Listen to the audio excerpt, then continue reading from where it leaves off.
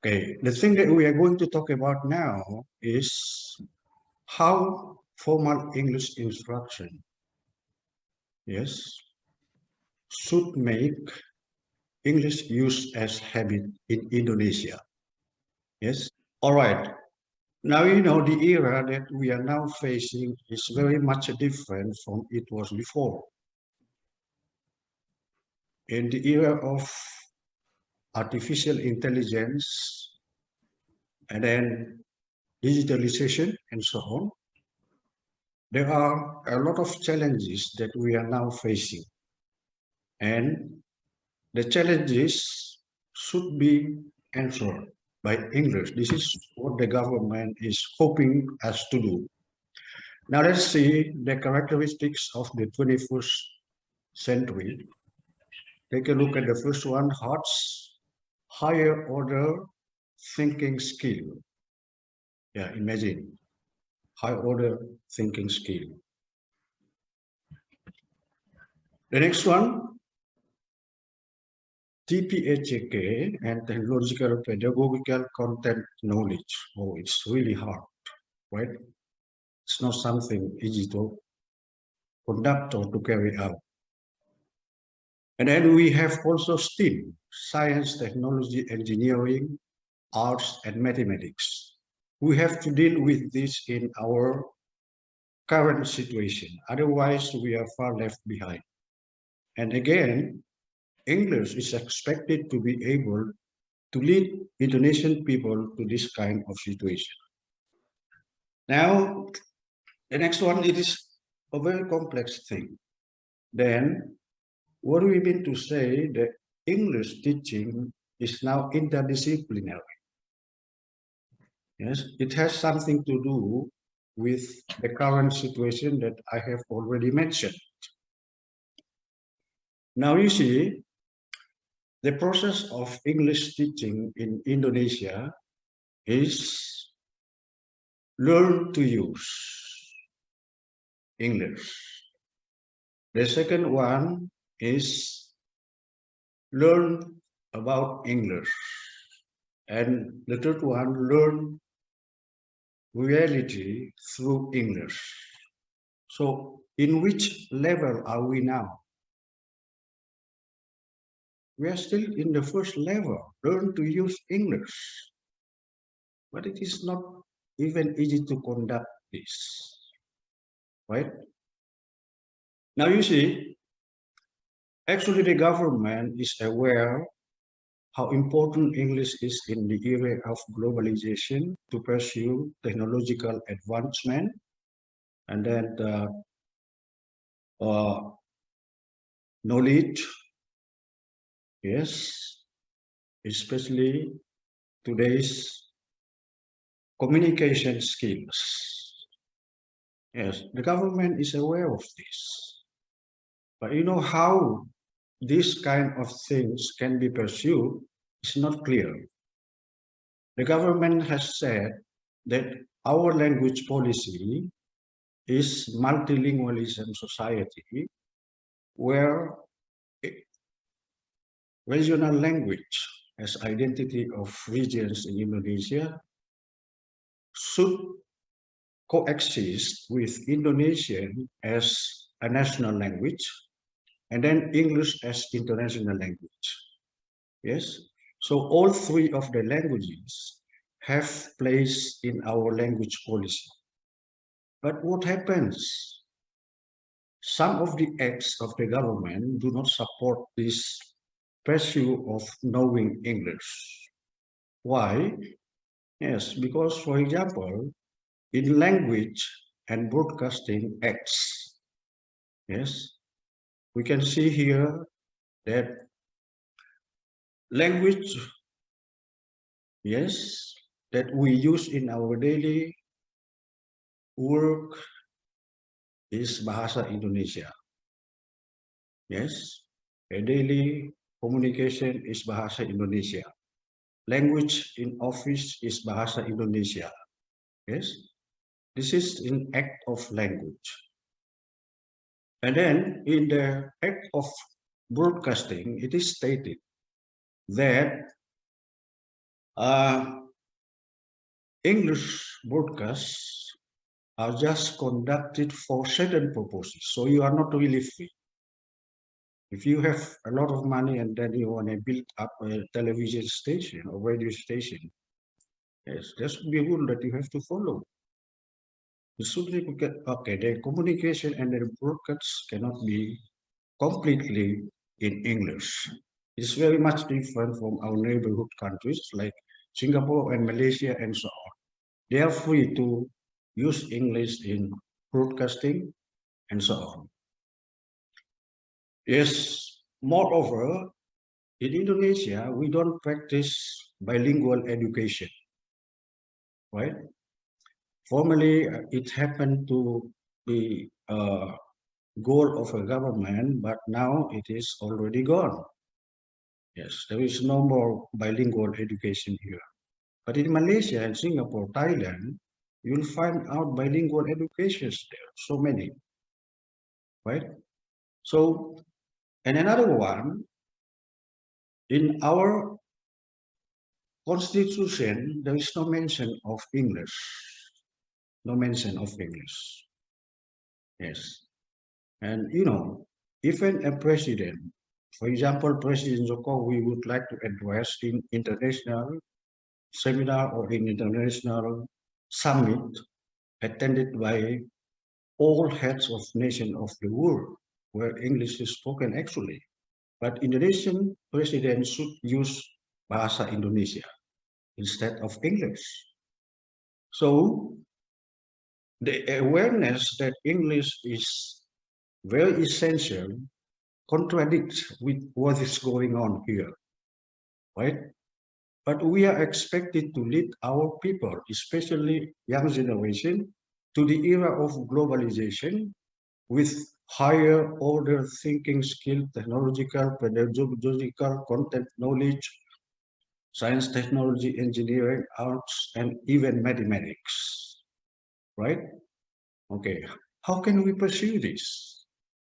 This is the fact that we are now facing. But actually, even if there was no reality implementation of this kind of awareness, yes, it's not available.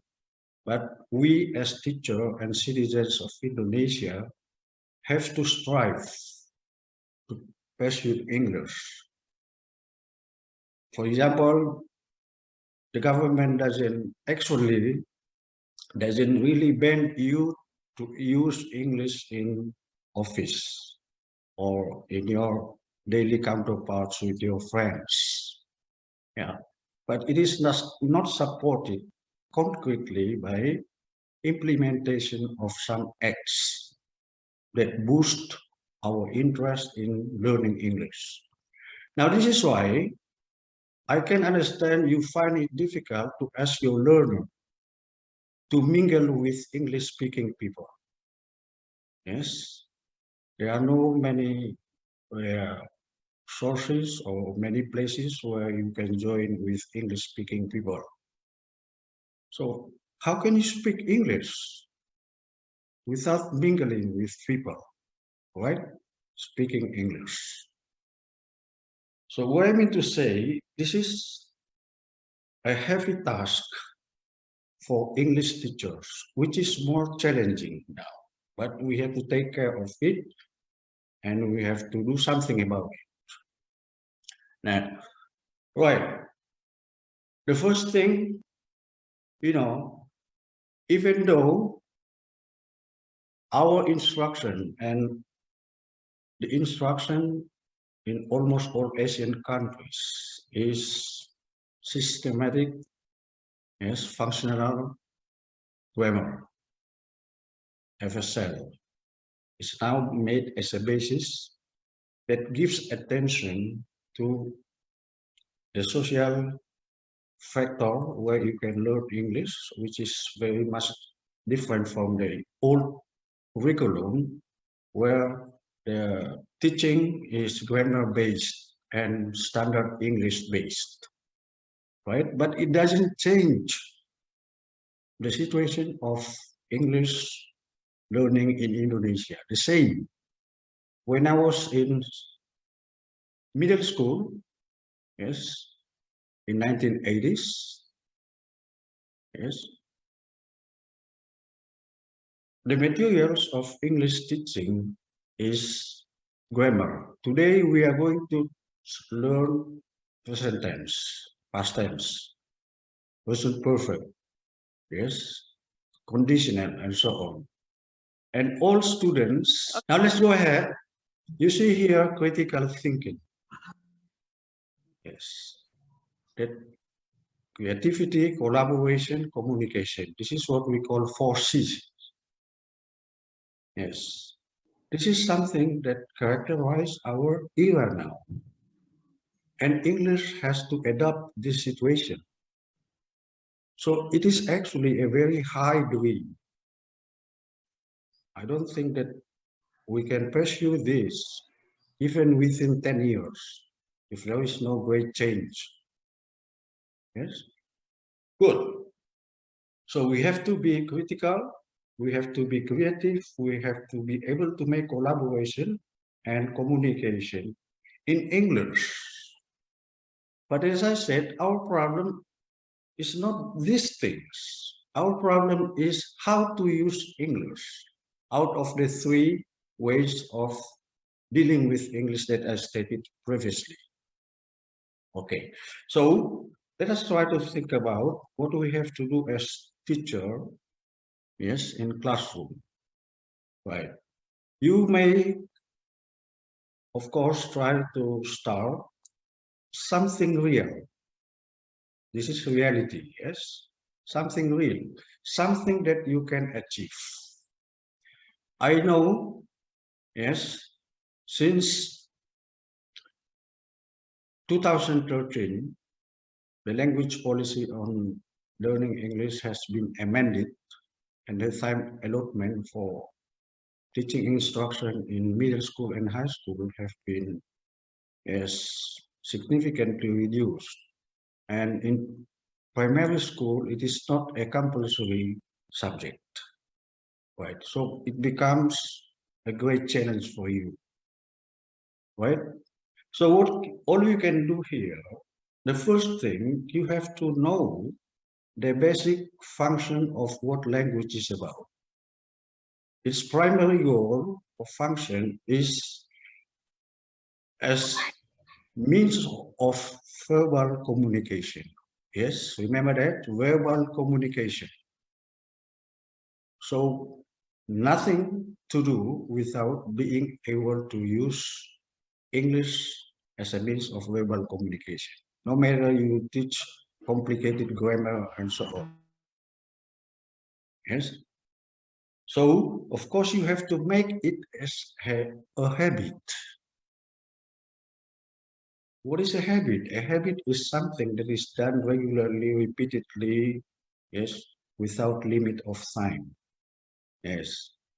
I understand teachers find it difficult to teach their students in this kind of situation where, for example, English instructor in middle school have only 45 minutes for one session and it lasts maybe 3 times a week. And high school time allotment is increased maybe 4 times a week, yes, each of which session lasts only 45 minutes. Okay, and then John Lewis Tapuwol said just now, in order to succeed in examination of grammar, yes, how can you think about grammar? You are not used to using English yet. And this is a problem. So there is a gap between what is going on or what we are desiring for. Now, for example, is when you teach English class, I know your English class is large enough. It might be occupied by over 30 students, and your time allotment is 45 minutes. Yes. What can we do with this time allotment? This is why almost all instructors dominate the class, because the class is large enough and you speak yourself. You don't give time to your student to speak. All right. I think to cope with this problem, when teaching large class, you have to split the class into some small groups. Yes, consisting of, let me say, 5 students or 6 students in one group, right? So that it is not only an instructor who speaks English there, but everyone has opportunity to speak, right? Good. So there should also be stages how you can teach this, yes, materials of English. Yes. I just do not to expect you to teach something that is a kind of dream. Yes. Think about something, yes, critical, understandable, and concrete. For instance, the first thing, if you access language acquisition, the first thing that you have to introduce is content words. Content words. Content words are nouns, verbs, and adjectives. In your class, for example, if your class is good enough, there are a lot of things there that can be used as a basis of introducing to them nouns. For example, blackboard, whiteboard, chair, yes, table, and so on. Right. Try to introduce them in English to your learners. Then in every group, they discuss this kind of thing. Yes. To know better about the names of noun as content words, you can give off-class tasks to your students. For example, Hakiman is my friend at University of Methodist. He asked his student to go to grocery store, and then he assigned them to write down 10 items of products. Yes. Then this list is discussed in their class, in the group. I find out this product, and so on. Formal class instruction has to collaborate with off-class task or off-class activity. And in this level of teaching, this teaching is just, and learning English is just a fun. It is not something, a burden. It's not a burden. So one questionnaire just now say a lot of students are scared of English because it's very difficult. No, that's not the way. Make it a great part, fun, right? Good. The next one, you go, for example, to verb.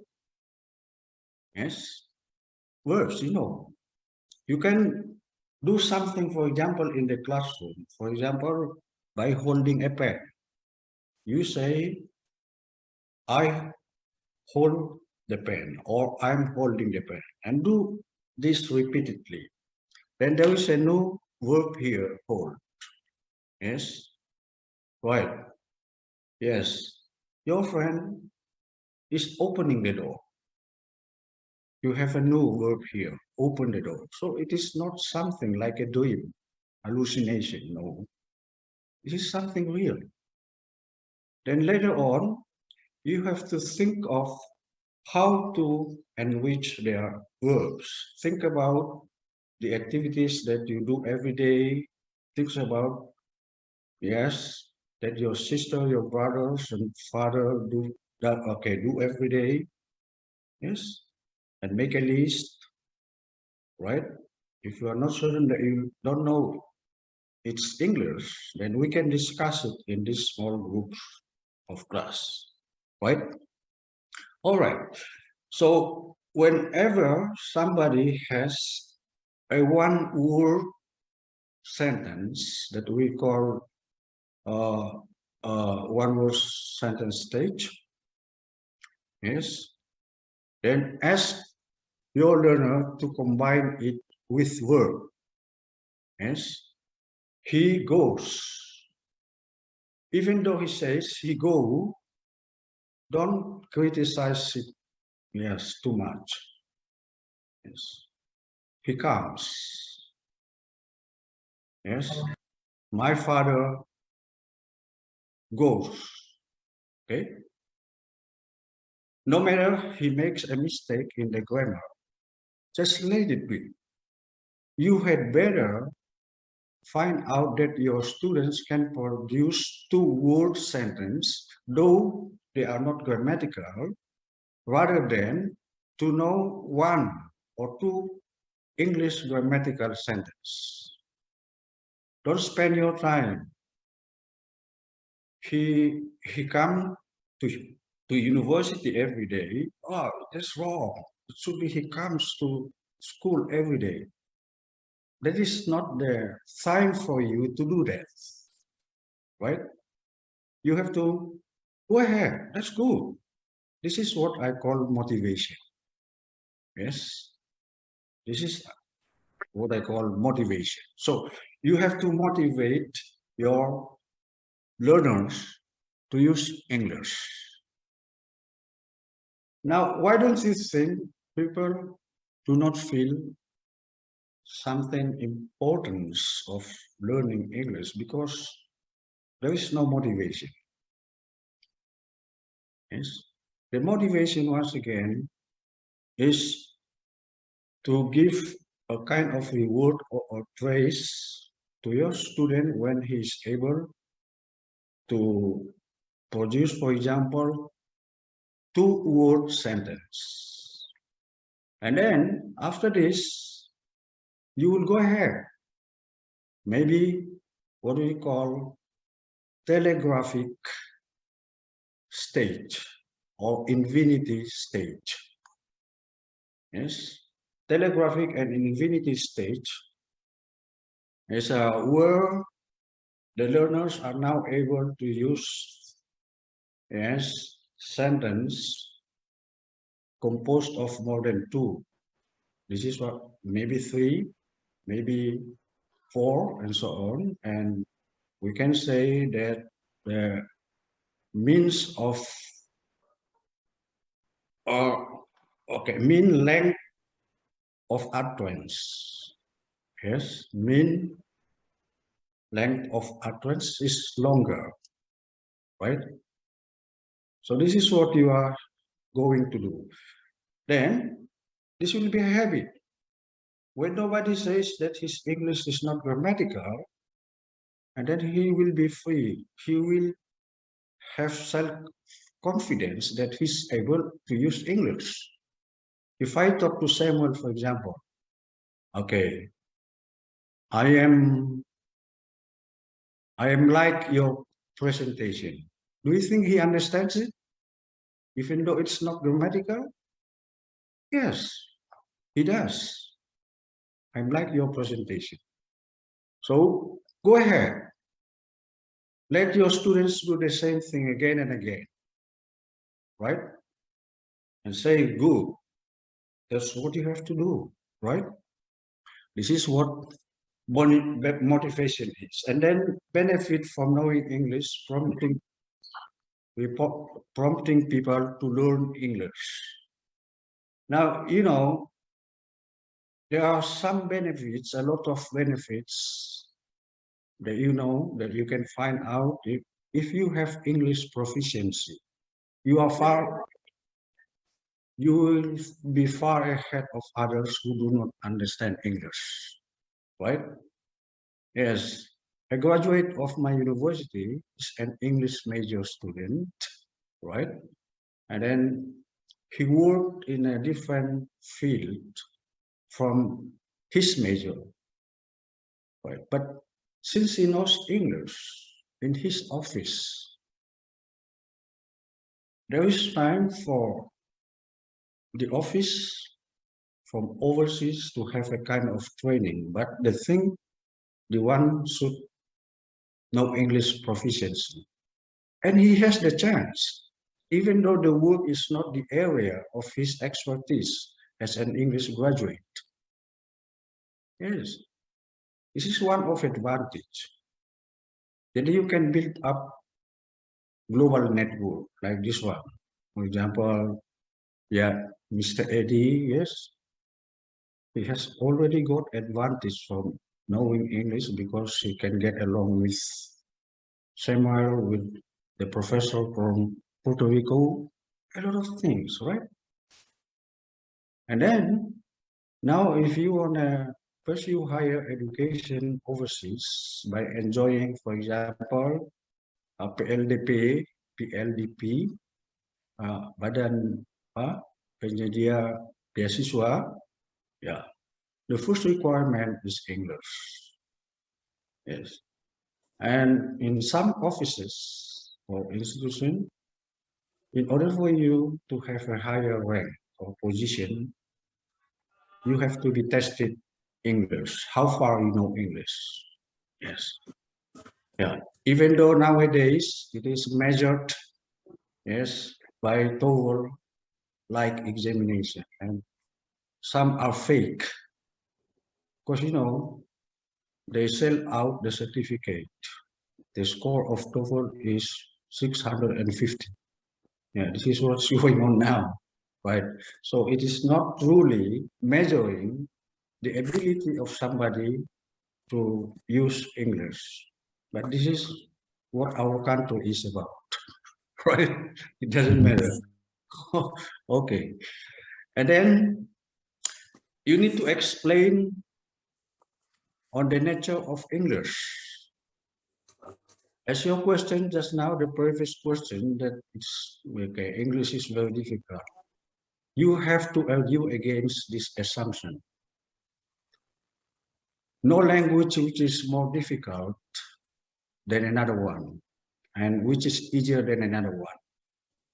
Every normal infant or baby born to the world is equipped with a kind of ability or pre-wired with ability of acquiring any languages of the world. There is no cultural boundary. There is no social boundary. There is no anatomical boundary. Yes. Do not think that English does not match our organ of speech because we are Indonesian people. That's not true, right? It's not true. If you go to America and stay there for 4 months, or I'm sorry, for 4 years, and you keep mingle with people there, yes, don't stay in your room, yes, yes, your English will be very, very wonderful, just like the English of American English-speaking persons. So that is not true. It's not the most difficult thing to do. Why? Your question to me is, excuse me, I've been learning English since I'm in kindergarten school upon the graduation from university, but I don't know how to use English. Yeah, the thing is, you don't use it as a habit. You just learn it in school, yes, for around a few minutes or a few hours. Okay, so it's not true. Say something that is logic. And then, as I say, you have to start from incorrect pronunciation and incorrect grammar. You have to start.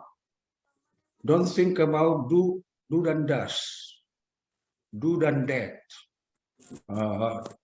and did. No, no need. Causative verbs, no. Conditional. People don't have to know the names, but they know how to use. Okay, So do not push them to learn by heart every rule of English. But I know it is a challenge because you want your students to pass English grammar in examination. So how to bridge the gap between being able to use English as a means of communication and as a means of having a good grade in English examination, right? So they contradict one another. Some people having a good grade or excellent grade in English cannot implement what he knows.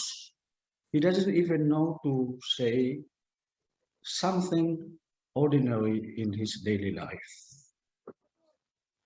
And then his English course is maybe A, and then if you ask him to write down something what he saw in the accident, he might not be able to do that. But the one who concentrate on the social factors or external experience and encounter with the real thing, though they will make a ungrammatical report, but they can do something that can be understandable in comparison with these excellent people who knows only grammar, but he doesn't know how to implement it. It's something. So we begin from the wrong one, and then we start to try to intervene.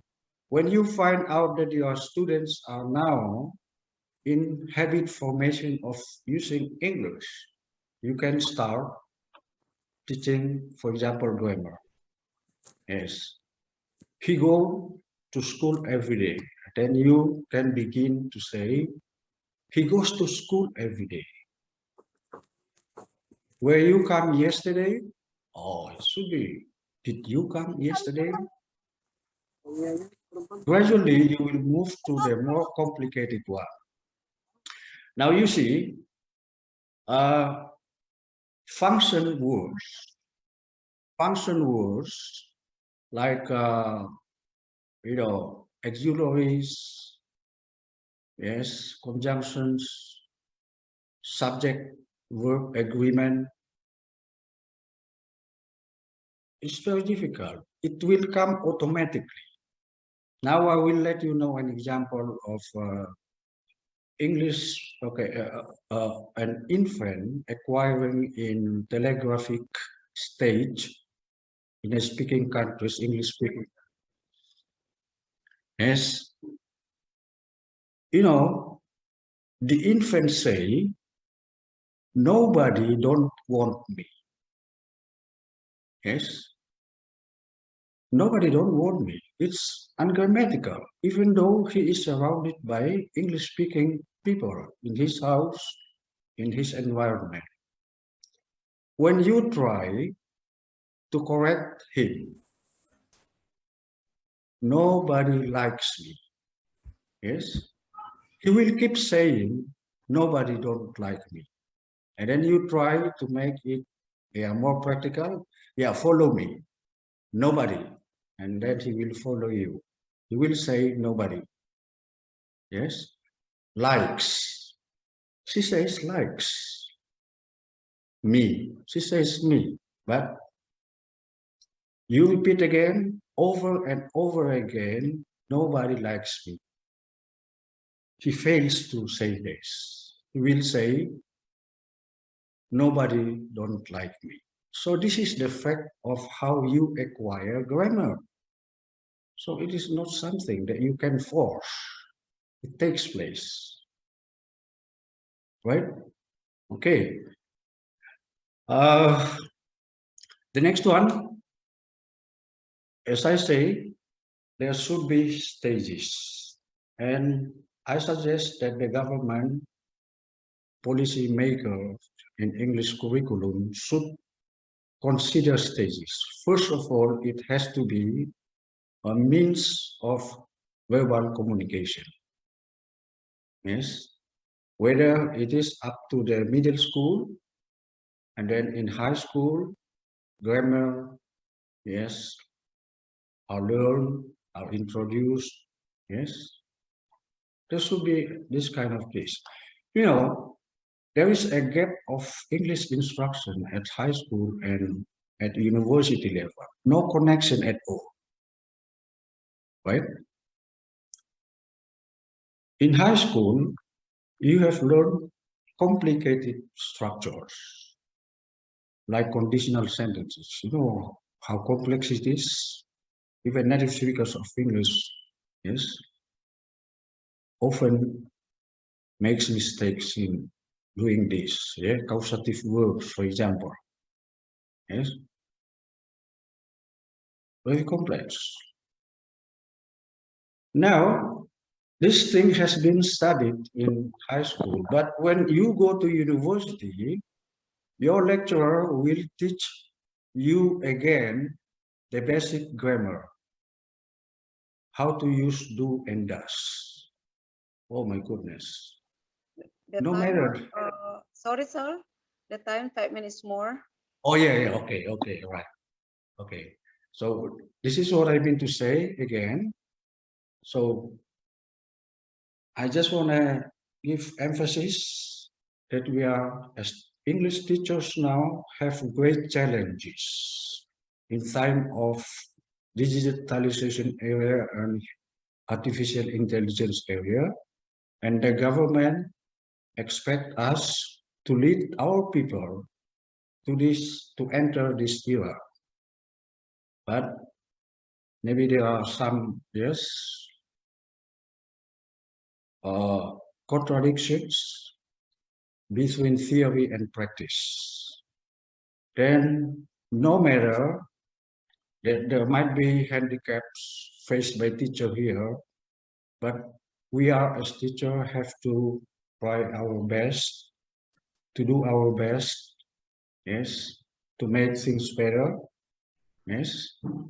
You can do it even though it is not stated in any regulation of English curriculum. But try to think the primary goal of language is verbal communication.